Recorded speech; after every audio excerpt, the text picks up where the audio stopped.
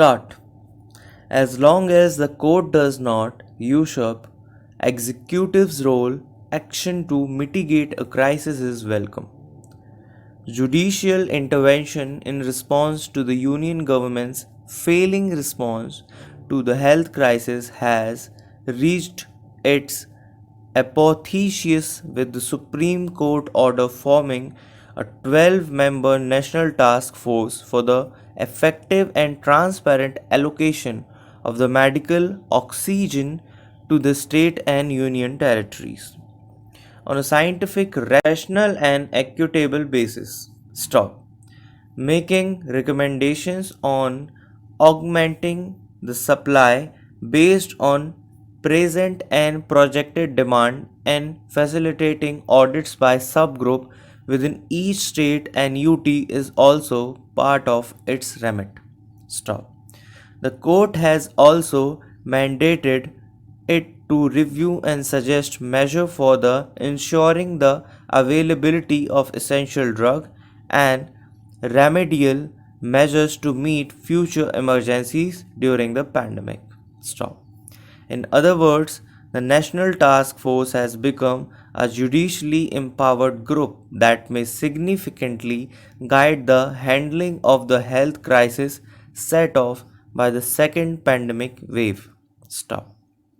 Faced with proceeding in High Court relating to the allocation and availability of oxygen, the center submitted that an expert committee may be constituted consisting the person drawn from public and private healthcare institutions to facilitate a fresh assessment of the basis for the allocation.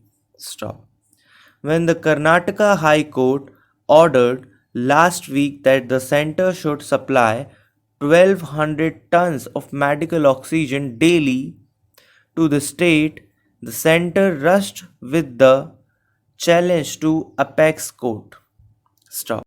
Solicitor General Tushar Mehta argued that if every high court started entertaining petition on equitable allocation of oxygen, pandemic management would become unworkable. Stop.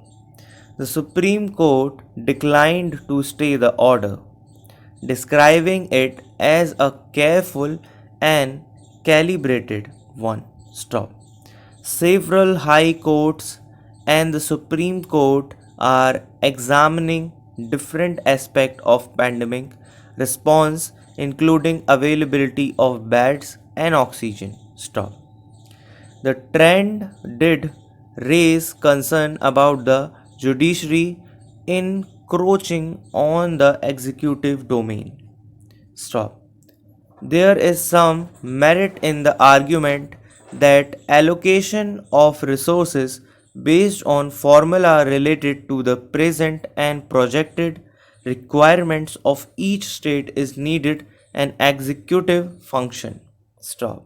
However, as the daily infection number and death toll have acquired frightening levels, the Constitutional Court felt obliged to take it upon themselves to protect the right to life and good health of the population. Stop.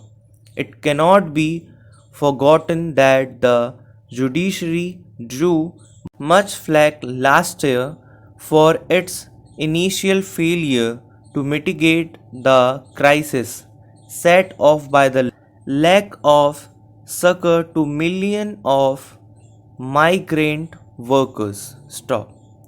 Justice D.Y. Chandrachud, who heads the bench hearing the Sao Moto proceedings, has clarified that the court was not uprising the executive's role, but only wanted to facilitate a dialogue among stakeholders. Stop. As long as this position is clear, the present intervention need not to be seen as a dangerous overreach. Stop.